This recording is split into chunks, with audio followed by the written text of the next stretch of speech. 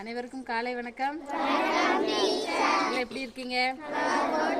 சரி, ஒரு சின்ன ஒரு இது, நம்ம கோவம் எல்லாருக்கும் பிடிக்குமா? கோவப்படுறது எல்லாருக்கும் பிடிக்குமா? சரி, 3 நேரங்களில் நம்ம கோபப்படாமல் இருந்தோம் அப்படின்னா நம்மளோட வாழ்க்கையில் நல்லா இருப்போம் அப்படின்னு சொல்கிறாங்க. நமக்கு கோபம் வரும்போதே அமைதியாக இருக்கணும். முடியுமா? கோபம் வரும்போது நமக்கு அமைதியாக இருக்கவே முடியாது.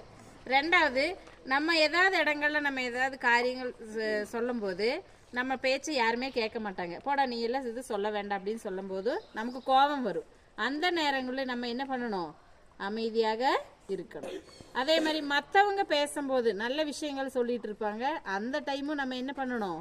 அமைதியாக இருந்து கேட்டோம் அப்படின்னு சொன்னால் நம்ம வாழ்க்கையில் நல்ல நிலைமைக்கு வரலாம். அப்போ இந்த நாள் இனிய நாளாக இருக்க என்னுடைய வாழ்த்துக்கள்.